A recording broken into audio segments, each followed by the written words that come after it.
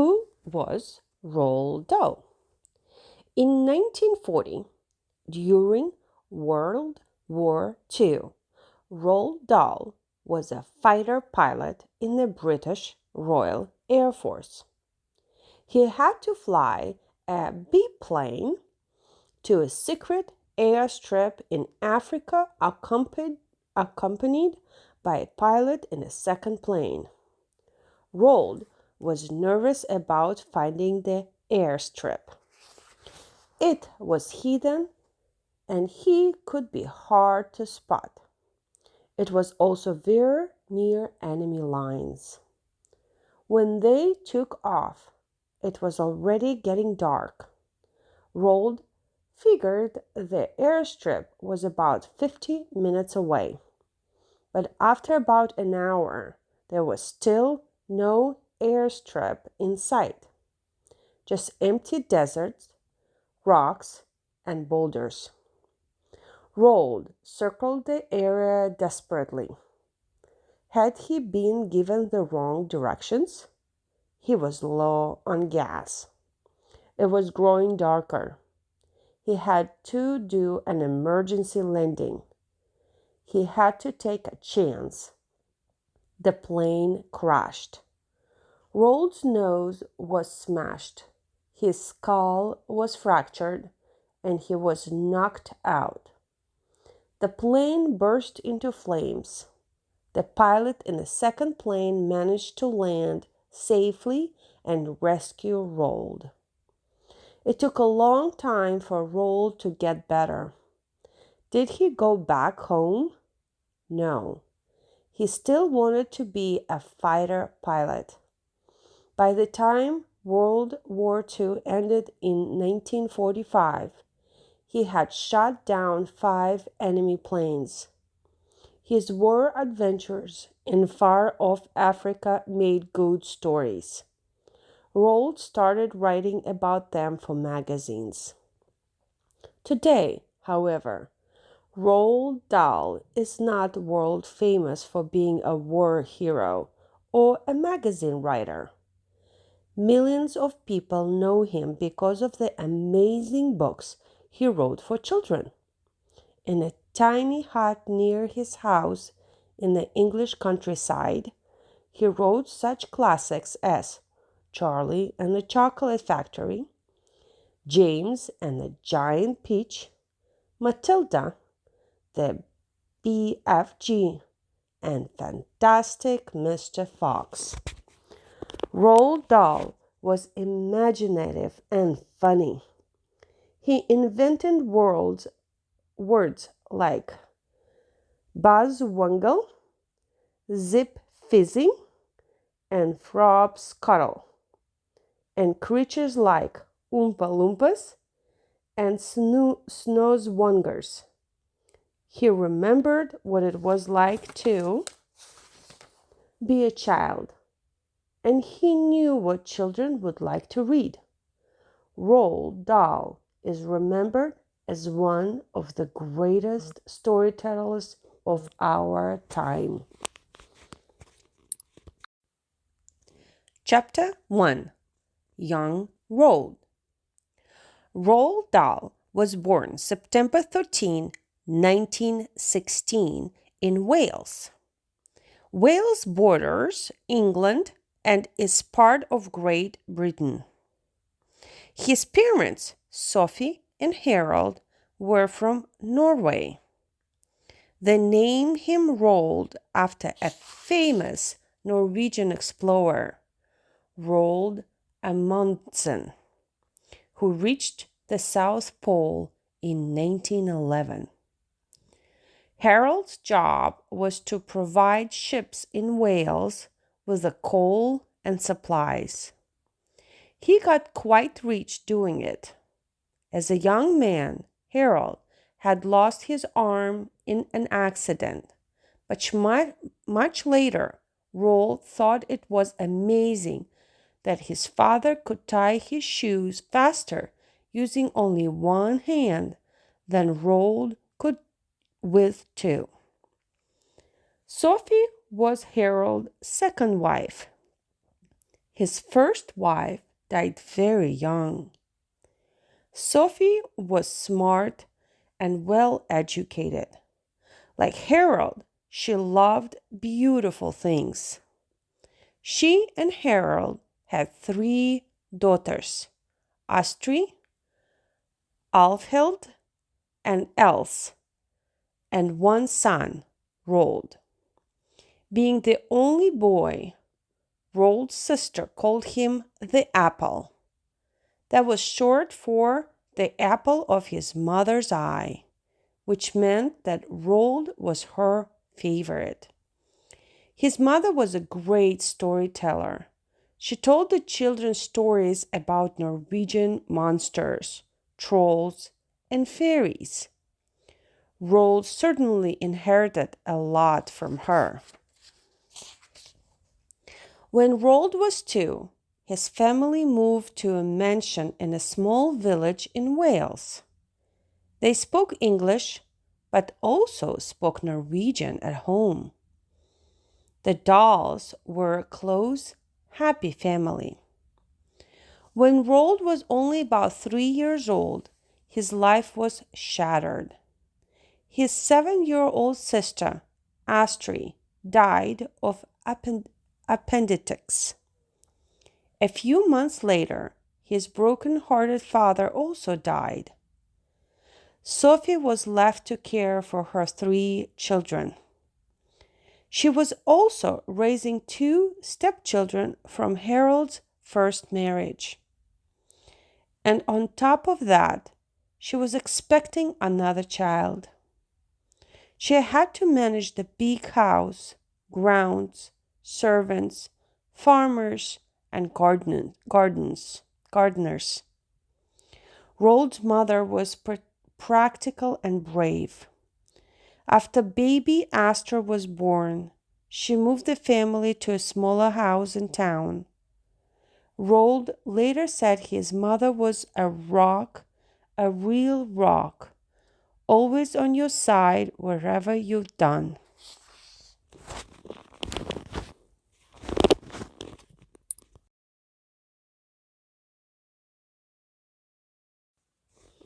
Chapter 2: School Days. When Roald was 6 years old, he started kindergarten. During his school years, he sometimes did things that put his mother to the test. He and his sister rode their tricycles to school, racing down a steep hill and around the corner, so fast they were riding on only 2 wheels. It sounds dangerous, but at least there was little traffic in those days. After kindergarten, Roald went to a school for boys. He certainly wasn't the best student. Roald was especially bad at spelling. Even so, he liked to write. He started keeping a secret diary at home when he was 8. He kept it hidden from his 4 nosy sisters in a tin box high in a tree. Roald would sit way up on a branch and write. Roald didn't like school. What he did like was stopping by the candy shop with his friends on the way home. The candy shop was run by a crabby old woman, Miss Pratchett. She dug candy out of the jars for the boys with her dirty hands. Yuck. The boys ate the candy anyway, of course. But to get back at her, they snuck a dead mouse into one of the jars. The next day, Mrs. Pratchett came to their school. She pointed out the 5 boys she suspected. Right in front of Mrs. Pratchett, the teacher took a cane and hit each boy hard on the rear and several times. A cane could leave an ugly welt or scar. When Roald's mother heard about it, she got really mad. She wasn't mad about the boy's prank. She was mad about the caning. So mad that she sent Roald to a different school the next year. It was a boarding school for boys called St. Peter's Preparatory School. Roald was only 9 and he was terribly homesick. The head of the school was mean. The boys were caned for breaking any rules. At night, Roald slept facing toward home and quietly cried himself to sleep. He wrote his mother every week. It became a habit he continued until she died about 40 years later. Roald wanted to go home so badly. He faked having appendicitis. This was what his sister had died of. He was sent home, but the doctor there knew Roald was pretending. Back he went to school. At Christmas, there was a happy surprise at home. His family had a new motor car. No one knew how to drive it, but his 21-year-old half-sister bravely took the whole family out for a ride. They crashed. Roald's nose was almost knocked off and hung on only by a thread. But fortunately, the doctor was able to stitch it back on. Every summer, the Dahls went to an island in Norway for a vacation. In those days, it was hard to get there. The whole group, 10 altogether, had to take taxis, trains, boats, and ferries. It took 4 days. But what a wonderful place! Their mother took them on adventures to islands and fishing in a small motorboat. They called it the Hard Black Stinker. Fearless Sophie could handle the boat even in a big waves. In 1927, the Dahl family moved to Bexley, near London. Their new house had a tennis court and gardens. The new neighbors did not think Mrs. Dahl was a proper parent.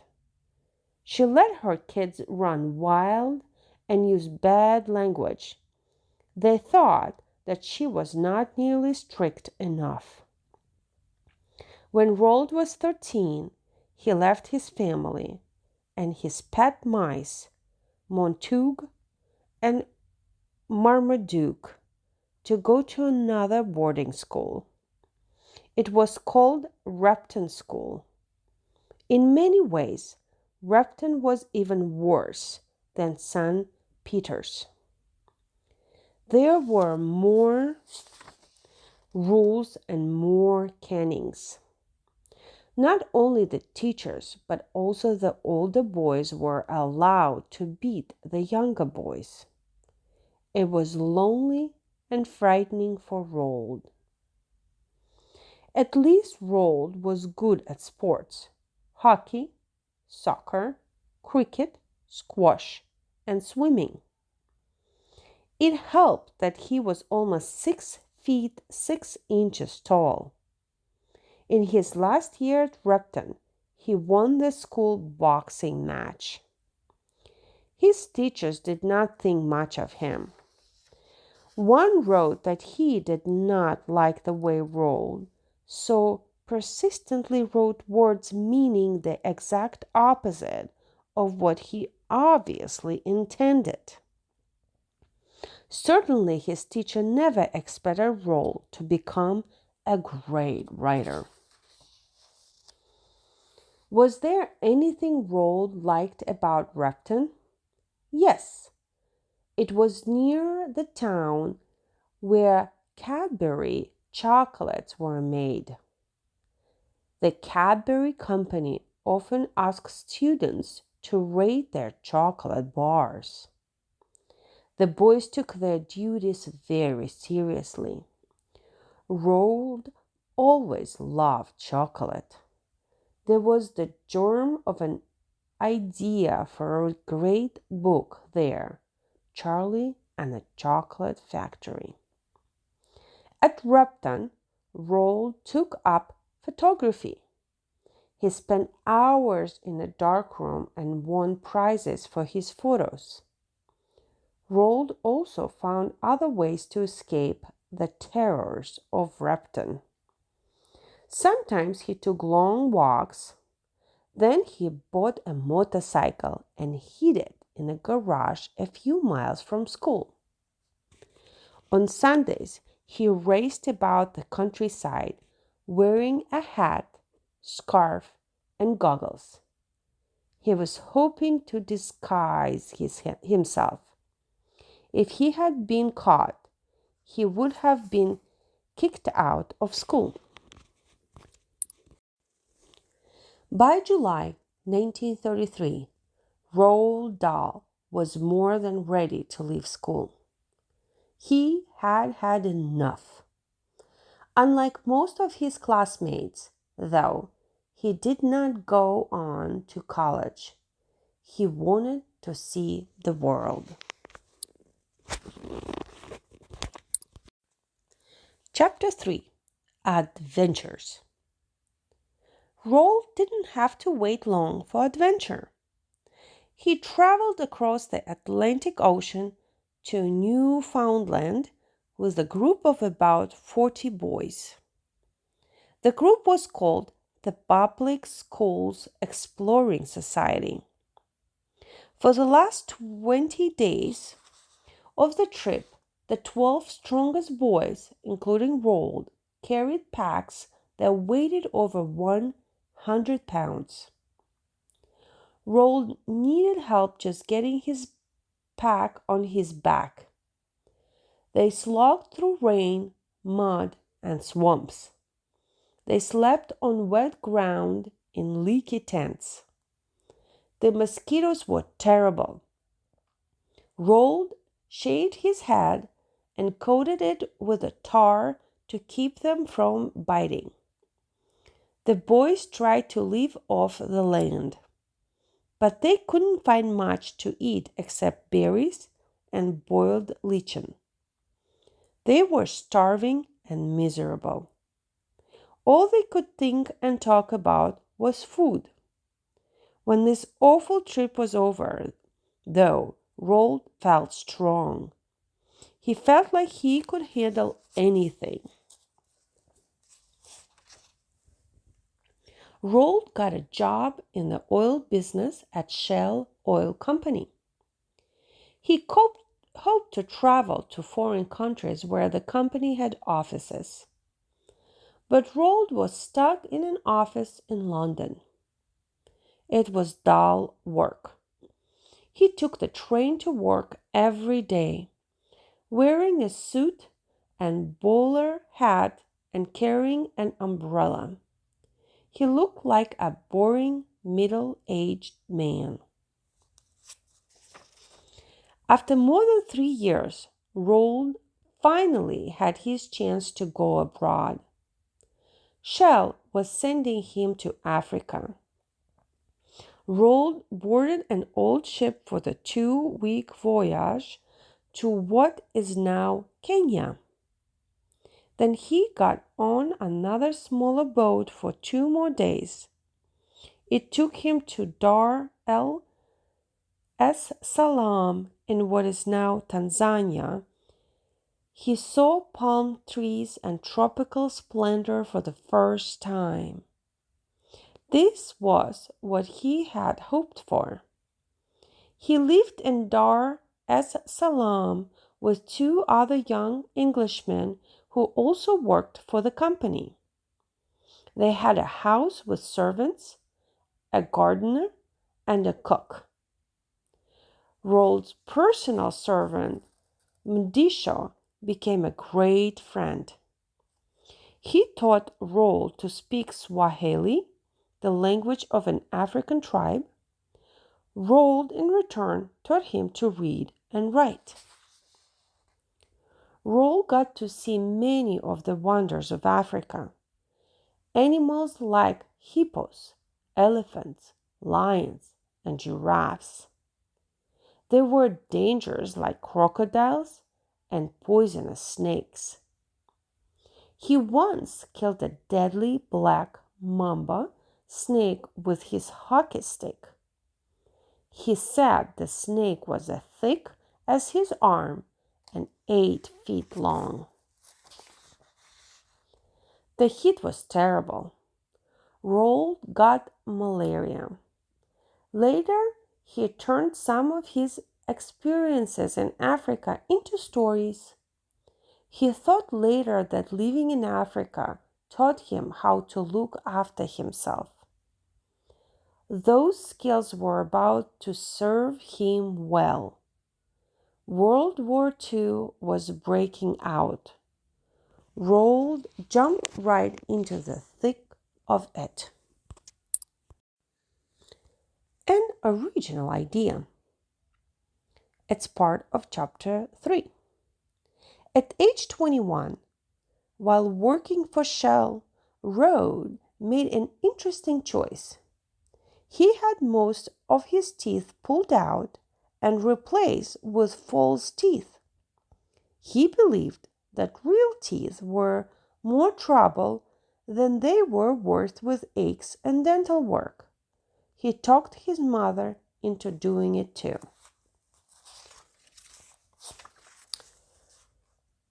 The black mamba snake. This is a part of chapter 3. The black mamba of Africa is the longest poisonous snake, up to 14 feet. The black mamba is very fast. It can go 12.5 miles per hour. It's actually not black, but has olive to gray skin. It gets its name from the black inside its mouth, which you see when it's about to strike. A black mamba is shy and avoids humans, so attacks are rare. But if cornered, it will rise up hissing like a cobra and strike repeatedly. Without antivenom, you'd be dead in 20 minutes.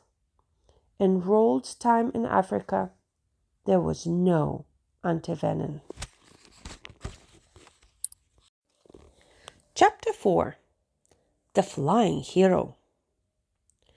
World War II began in Europe in 1939. Germany invaded Czechoslovakia and then Poland. In 1940, Germany invaded France and soon was bombing London. Roald worried about his family. They lived so close to London. He begged his mother and sisters to move to a safer place. His mother was stubborn. They stayed put. Roald decided to join the British Royal Air Force in Africa. He felt it was the right thing to do. It also seemed like fun to fly planes. A pilot friend had taken Roald on a patrol flight. Roald got very excited about seeing Africa from the air. He drove 900 miles to Nairobi to begin training with the Royal Air Force. The car trip was an off-road adventure. Roald went past herds of giraffes and across raging rivers. Finally, he got to Nairobi and learned to fly tiger moth biplanes. His nickname was Lofty because he was so tall, 6 foot and 6 inches. He could barely squeeze into the cockpit. His head stuck up above the windshield. After less than 8 hours of training, he flew solo. He loved it.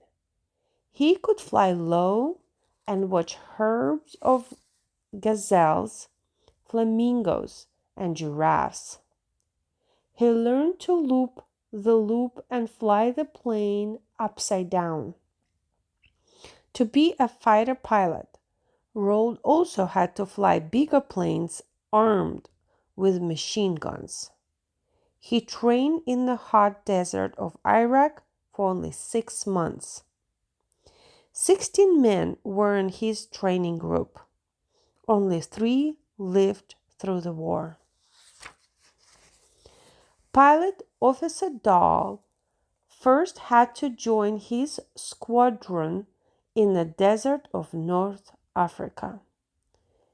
On his way there, Roald crashed his plane. He barely survived. He had head injuries, and his face was so swollen he was blind. Roald was rescued and taken to a hospital. He spent 2 months in bed. Little by little, his sight came back, but he had terrible headaches.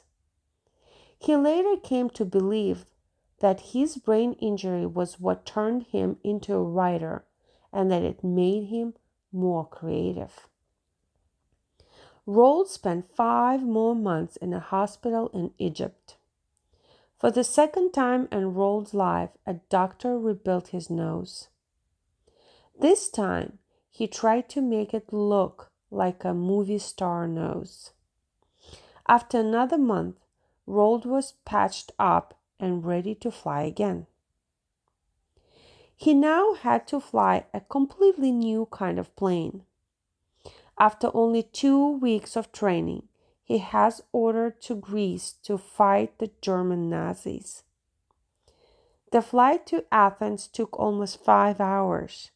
By the time he got there, he was so stiff that he had to be lifted out of the cockpit. The next weeks were the most dangerous ones in Roald Dahl's life. Roald had no air-to-air combat training. The Greeks and British were greatly outnumbered by the enemy. The odds were terrible. On his first mission, he shot down a German plane and chased off several of theirs trying to bomb the harbor. He flew 12 missions in 4 days. Every day he expected to die. In April 1941, his squadron fought in a long, hard dogfight. It was about 200 enemy planes against 15 Royal planes from British Army, Royal Army planes. The British lost 3 pilots and 5 planes. They shot down 22 enemy planes. Roald Dahl described the Battle of Athens as an endless blur of enemy fighters whizzing towards me from every side. He fought with skill and bravery. It had been the longest, most intense 2 weeks of his life. In all his war service, he shot down at least 5 enemy airplanes that made him a flying ace. Roald's headaches came back. Now he was having blackouts too. It was too dangerous for him to fly.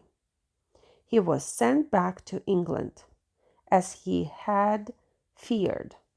The Dahl's home in Bexley had been bombed. But his family was fine. They had moved to a safer place. He hadn't seen his family in 3 years. Everyone treated him like a hero, and he was. But Roald Dahl would miss flying for the rest of his life. London Blitz, part of chapter 4. Blitz means lightning in German. On September 7, 1940, Hitler sent the first of hundreds of planes to bomb London. He hoped to break the will of the British people. The bombs fell for 2 hours, and then a second attack lasted all night. Much of the city was on fire. The bombs fell for 76 days and nights. Air raid sirens tried to warn people when an attack was coming. People took shelter in subways or wherever they could.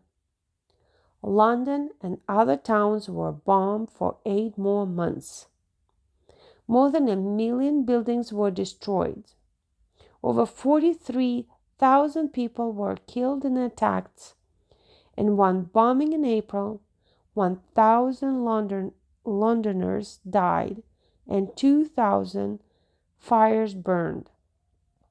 The Blitz ended with the one final raid on May 10, 1941. It killed 1,400 people. Fires burned for 3 days.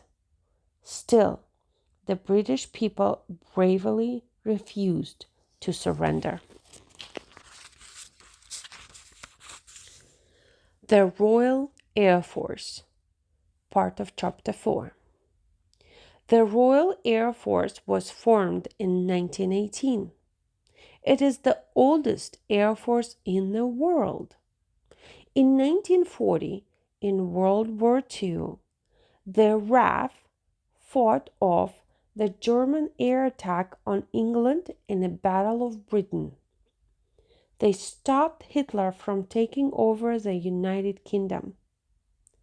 The RAF bombed German cities and used bouncing bombs to destroy German dams and cause floods and power loss. Chapter 5. America. After the danger of war, Roald rested quietly at home in the country. Even though he didn't have much money, he started collecting art and antiques. In 1941, the U.S. entered the war to help the Allies, Great Britain, France, and in time, Russia. Roald took a job in Washington, D.C. at the British Embassy. In his Royal Air Force uniform, he was every inch a charming and handsome war hero. He went to many fancy Washington parties. He met interesting and glamorous people. Roald became friends with author Ian Fleming, who wrote the James Bond books. He sparred in the boxing ring with Ernest Hemingway. He played poker with Harry Truman, who became president in 1945. America and Britain were friends. Even so, Roald kept his ears open for information and secrets he could pass on to the British government. Some people said he was a spy. Although popular, Roald was known for starting nasty arguments. At parties, he seems to like making people angry. Why did he act this way? Part of the reason may have been pain from his war injuries. In 1945 alone, he had several back surgeries. He had to stay in bed for months, and he kept having terrible headaches. It was during this time that Roald Dahl began writing for magazines. It happened in a surprising way. A magazine reporter was sent to do an article on Roald's fighter pilot days. Instead, Roald wrote an account himself and sent it to the reporter. "Did you know you were a writer?" the reporter asked Roald. Soon Roald's piece appeared in the magazine. It was the first time that Roald Dahl was paid for his writing. He wrote 16 more stories for the magazine. Later the stories came out as a book, Over to You. Walt Disney heard about this war hero who wrote stories. He invited Roald to Hollywood. They talked about making a movie. It didn't work out, but his script about gremlins in airplanes was turned into a book, his very first children's book. It was called The Gremlins, a Royal Air Force story by Flight Lieutenant Roald Dahl. President Roosevelt's wife, Eleanor, read it to her grandchildren. She liked the book so much she invited Roald to the White House. By the end of the summer in 1945, the war was finally over. Roald had had enough adventure. Even though he had been living in a world of wealth and glamour, he was just wanted to go home and be a writer. England had suffered during the war. Roald was shocked to see the bombed-out buildings, roads, and bridges. There were food and fuel shortages, crime, and unemployment.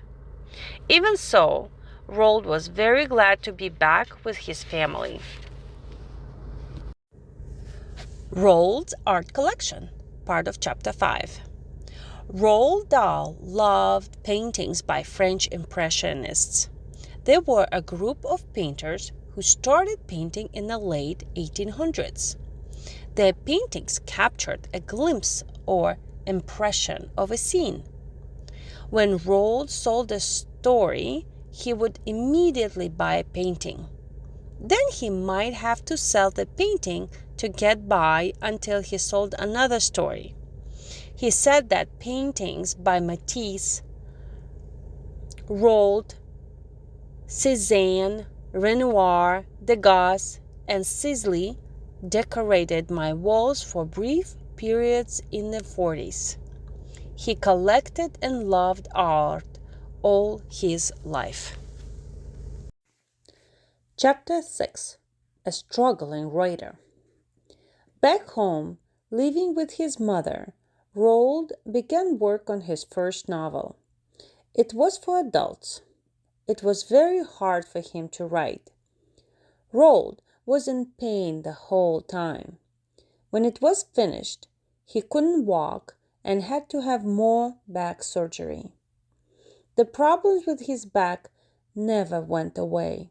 In fact, by the time he was 65, he had 2 steel hips and had undergone 6 back surgeries. His novel was called Sometimes Never. It was about a world destroyed by nuclear war. So depressing. It was published in 1948. Writing never came easily to Roald. Working on a long novel had been particularly hard. He decided to try writing short stories. This wasn't easy either. It took him months to write a story, sometimes a whole month just to finish the first page. His stories were darkly funny and had surprise endings. Unfortunately, most editors thought the stories were too creepy. Roald was over 30 and running out of money. He had some money from his father, but he was losing a lot of it in gambling. He liked to bet on greyhound races. He owned quite a few dogs, hired a trainer, and bet on his dogs at the track. More often than not, he lost. Then slowly, his luck began to change, though not with the greyhounds. The New Yorker magazine, famous for publishing short stories, bought one from Roald and paid well. More of his stories appeared in other magazines. Some of them won awards for mystery writing. Even though his first novel hadn't sold well, Roald still wanted to write another. He began work on 50,000 frog skins. Frog skins is a nickname for dollar bills. He finished it in 1950. Unfortunately, even Roald's own agent didn't think it was any good. The agent thought no publisher would buy it. After putting in so much work and time, Roald was crushed. He was losing more money racing dogs. He was 34 years old and still living with his mother. It was a real low point in his life. Even so, Roald didn't want to give up writing. British publishers didn't like his work. Maybe American ones would.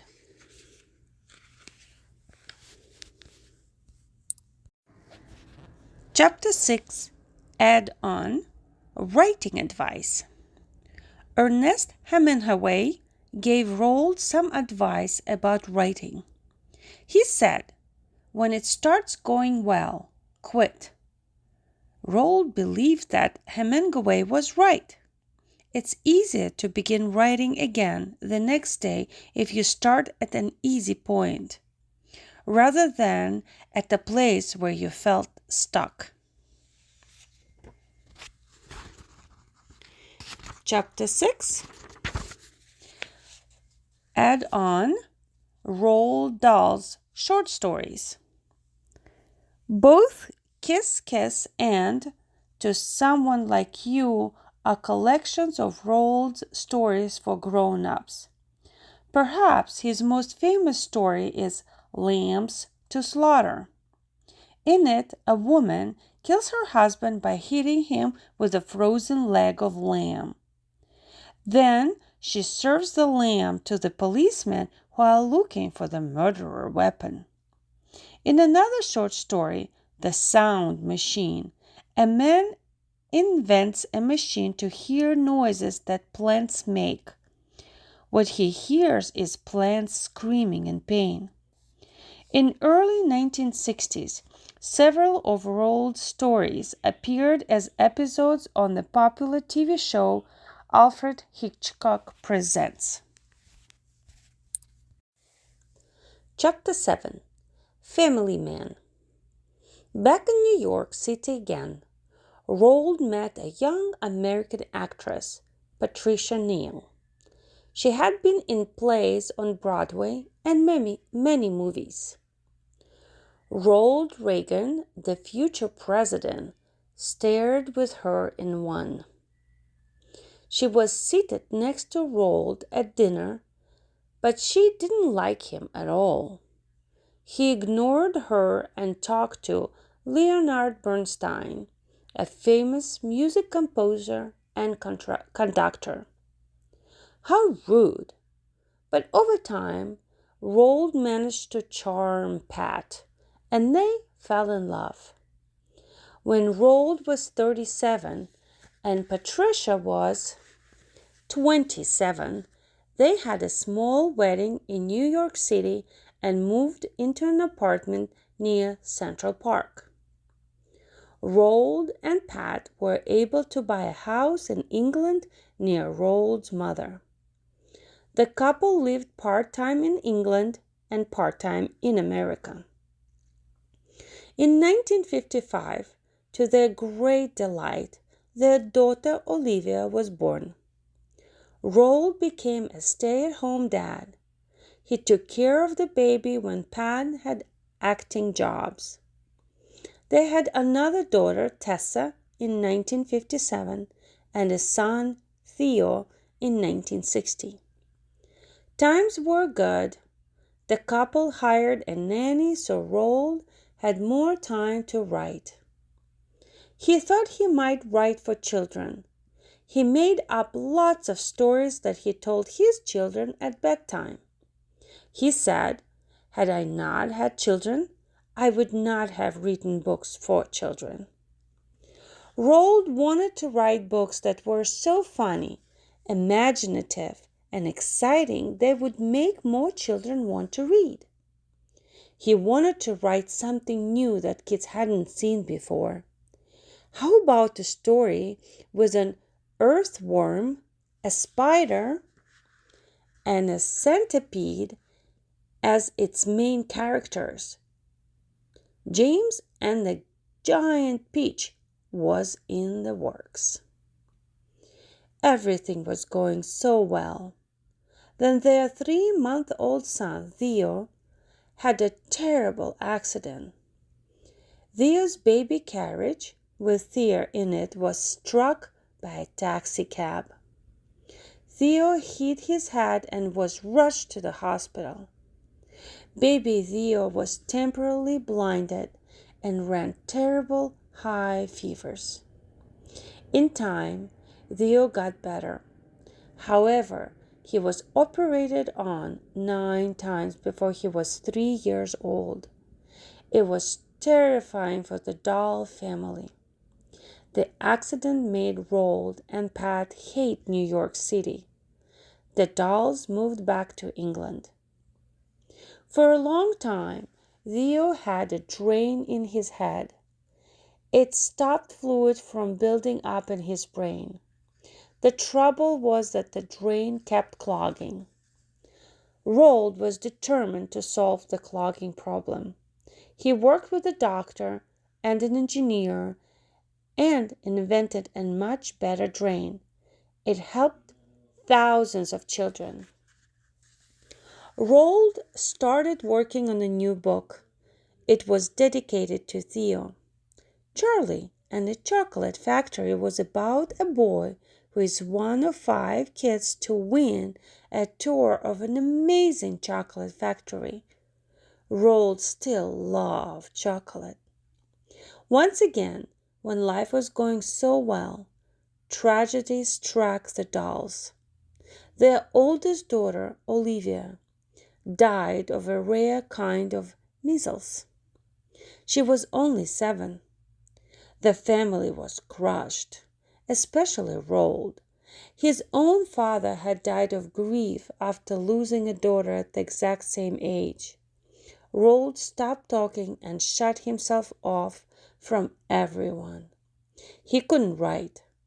Pat, grieving herself, did all she could to hold things together through this awful time.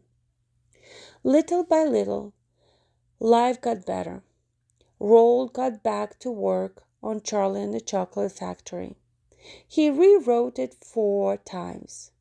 In the first version of the book, Roald described the Oompa Loompas who worked in the chocolate factory as being African pygmies. This was changed in later editions of the book.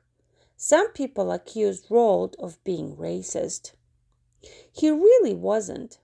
Actually, the character of Charlie was originally meant to be black and was based on his old friend Madisho in Africa. In 1964, baby Ophelia was born and Patricia won an Academy Award for Best Actress for a movie called Hud. It also starred Paul Newman. In that same year, Charlie and the Chocolate Factory was published. It was instantly successful.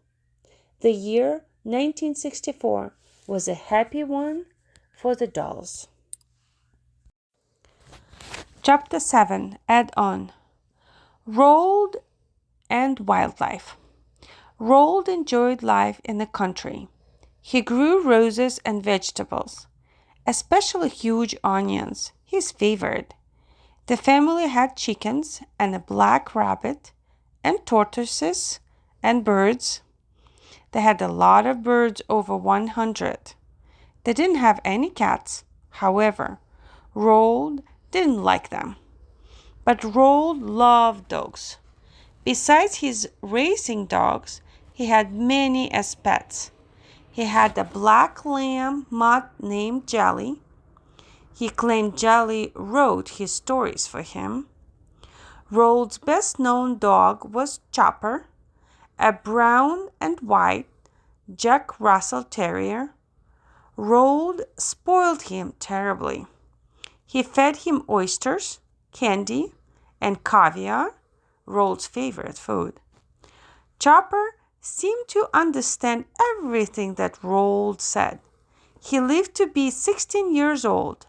Just before Roald died, he was working on a book inspired by Chopper. Chapter 8. More Ups and Downs. Charlie and the Chocolate Factory was a tremendous success. They printed 2 million copies in China, the most of any book up to that time. Later, around 1970, Roald wrote a screenplay for the movie Willy Wonka and the Charlie Factory. By 1965, Pat was a big star. Roald's book was doing so well, he was as famous as his wife. The Dahls moved to a fancy Hollywood mansion with a swimming pool. Unbelievably, tragedy struck again. Pat had a sudden stroke. For 3 weeks, she was in a coma. It looked like she might die. Roald was at her bedside for days. When she woke up, she couldn't move or talk. After a month in the hospital, Pat went home. But she was depressed. She sat and did nothing. She could barely talk. It jumbled her words. She couldn't read or write. Roald took charge. He organized neighbors and friends to help get her moving. He hired a speech therapist to work with Pat 6 hours a day, every day. Roald said Pat would be back to acting in a year. The doctors thought he was crazy. Roald forced Pat to get well. It was as if she was in the army at boot camp. He made her exercise all day. He refused to let her feel sorry for herself. Some people thought he was cruel, but Pat called him Roald the Rotten. But Pat slowly got better, and she was grateful to Roald. Doctors saw that Roald's tough program worked. They began using the same methods to treat other stroke victims. The Dahls also had a new baby. Lucy was born 5 months after Pat's stroke. By the 1970s, Pat was acting again. The Dahls had survived another challenge. With their new Hollywood lifestyle, the Dahls needed money. Roald didn't like writing screenplays for movies, but it paid well. He wrote a screenplay for You Only Live Twice, based on a James Bond book. The movie was a moneymaker. In 1967, while Roald was in the hospital again for his back, his beloved mother, Sophie, died at the age 82. She died on the 5th anniversary of Olivia's death. Chapter 8 adds on Charlie the movie. The director for the movie thought Roald's screenplay wouldn't work. Roald revised it. Meanwhile, another writer was hired to redo the script behind his back. Even the title was changed. Roald realized the movie was out of his hands. He didn't like the way Gene Wilder portrayed Willie either. Roald had wanted Peter Sellers to star. The movie was a success anyway, and book sales took off. But Roald never wrote another screenplay for his own books again. What would Roald have thought of the movie remake in 2005, starring Johnny Depp? Chapter 9. Roald's Hut. I laugh at exactly the same jokes that children laugh at, Roald once said. He looked at the world in the same way a child does, and he didn't really trust adults. Of course, he would be good at making up stories for children. Roald worked on the script for the movie Chitty Chitty Bang Bang. He didn't get along with the director. Roald was known for being hard to work with. He was touchy, too blunt, and very stubborn about making changes. He lashed out at anyone who didn't like his work, and Roald Dahl's books had many critics. Some grown-ups hated Charlie and a Chocolate Factory. They thought it was tasteless, rude, and too unpleasant for children. Roald was furious that people thought his books would harm children. He said the shocking, ghastly junk on TV would kill children's imaginations. Still, some of his own stories were shown on TV. Roald was even a host on 2 shows. Despite his critics, Roald made a lot of money writing for children. He got fan mail from kids all over the world. Roald said in an interview, "I'm probably more pleased with my children's books than with my adult short stories. Children's books are harder to write. It's tougher to keep a child interested because a child doesn't have the concentration of an adult. The child knows that television is in the next room." The Dahls now had a home in Great Missenden, England. It was called Gypsy House. Roald did his writing in a small hut in the garden. The hut was a private hideaway where no one really bothered him. A plastic curtain covered the window of the hut. Drawings, photos, and various souvenirs hang on the walls. The worn linoleum floor was littered with pencil shavings, cigarette ashes, and dust. It was never swept. Roald didn't have a desk. He wrote on a green felt-covered board that rested on his knees. He sat in an old chair of his mother's. The back of the chair had a big hole cut out for the sake of Roald's bad back. Next to his chair was a table with all sorts of odd things on it. A bowl of foil candy wrappers, gift from fans, a geode, and some very old pottery pieces. Oddest of all the things Roald kept was a piece of his own hip that had been removed during surgery. And there was a small bottle with tiny bits of spine floating in it. The hut was a quirky place, but Roald was comfortable there. Roald's day usually began at 9:30 a.m. First, he went through his fan mail with his secretary. He tried to answer all the letters from kids. Some letters were from sick and injured children. Roald tried to help each of them. He visited kids in the hospital. He once bought a wheelchair for a little girl. From 10:30 until lunchtime, he wrote in his hut. After lunch at the house, he might read for a while. Then he'd go back to the hut to write for a couple more hours until supper time. It was said he only slept 3 or 4 hours a night. He was very picky about his writing. He rewrote again and again. For every page he wrote, he might throw away 3.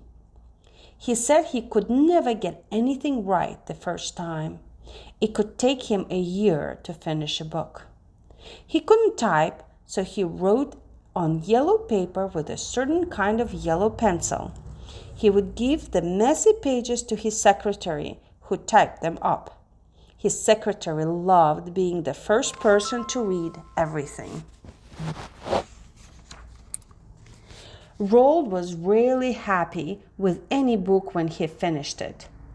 And right away he would start to worry that he wouldn't be able to come up with a good idea for the next book. The dedication in Danny, the Champion of the World, is to Roald's whole family: Pat, Tessa, Theo, Ophelia, and Lucy. The book came out in 1975. The dedication makes it sound as if the dolls were close and happy. But that was not so. Pat and Roald's long marriage was falling apart. Chapter 10. The Last Chapter. 3 years after her stroke, Patricia Neal was working again. She acted in a TV commercial. Pat became good friends with the woman who chose clothes for the actors in the commercial. Her name was Felicity Crossland. Felicity was divorced. Lizzie pronounced Lizzie for Felicity. Lizzie and her 3 daughters spent a lot of time with dolls. They even went on vacations together. Pat didn't notice that Roald and Lizzie were falling in love. They kept it secret for 10 years. Over time, Pat and Roald had grown further and further apart. After being married for 30 years and raising 5 children, Pat and Roald got a divorce in 1983. Roald married Lizzie in 1983. He was 67 and she was 45. It was the beginning of the most productive time of Roald's life. It was also the time when he began his partnership with illustrator Quentin Blake. Lizzie said about her husband, "He was not an easy man, but to me he was the most stimulating man in the world and the best husband a woman could ever have." Roald was a man with many interests. He enjoyed photography, playing sports, raising dogs, and collecting art. He loved antiques and actually owned an antique shop with his children. He liked to restore old furniture. He kept vegetable and flower gardens. He grew prize-winning orchids. He collected wine. It was no wonder Lizzie found him so fascinating. With all his hobbies, it's amazing that Roald found time to write. Besides his children's novels, Roald wrote 2 books about his own life. Boy, in 1984, was about his childhood and school days. Going Solo, in 1986, was about his war adventures. Both books are very entertaining. However, not all the events are completely true. Roald was a storyteller after all. Matilda was one of the Roald's last books. He had a hard time working on it. His health wasn't good. At one point, he started all over and rewrote every word. Matilda was an instant bestseller when it came out in 1988. Roald wrote Easier Trot, The Menpins, and some adult stories. He wrote a cookbook with Lizzie. His brain wasn't slowing down, but his body was. Roald was diagnosed with a rare blood disease. On November 23, 1990, Roald Dahl died at age 74. His family buried him near his house with some pencils and wine and chocolates. Right up to the end, Roald kept working on new ideas. One was about a girl and her dog who understood each other's language. What a loss not to read that story. His life was full of wonderful ups and terrible downs. Roald Dahl was an up and down person, too. Charming one minute, nasty the next. Self-centered, then generous. His family sometimes found him difficult, but they loved him very much. As Lizzie said, he was a sparky man. What does that mean?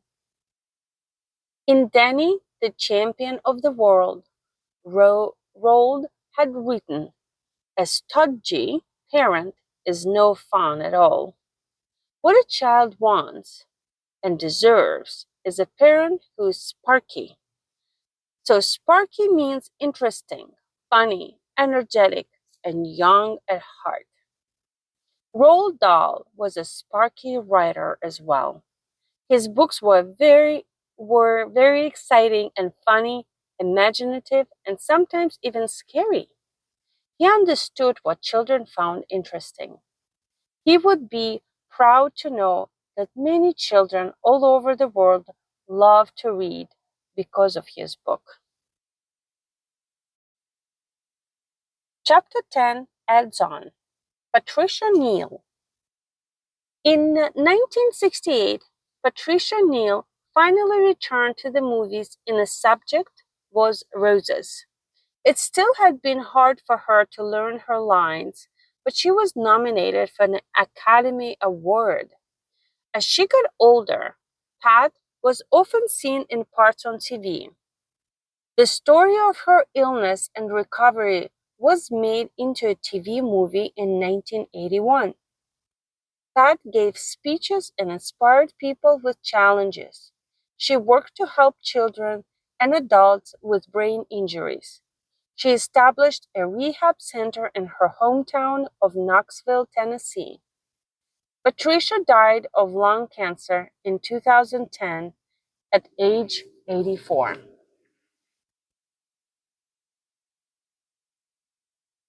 Quentin Blake. Quentin Blake illustrated many books by Roald Dahl. He did the artwork in Enormous Crocodile, The Twits, The Witches, George's Marvelous Medicine, The Giraffe, and the Kelley and Me, Revolting Rhymes, Easier Trot, and Dirty Beasts, a book of poems, to name a few. Quentin Blake's illustrations were quirky, funny, and lively. Roald thought they were perfect for his stories. Roald described him as the finest illustrator of children's books in the world today. In 1982, they worked on the BFG, Big Friendly Giant, which became one of the Roald's favorite books. Roald actually changed the description of the giant when he saw Quentin's sketches.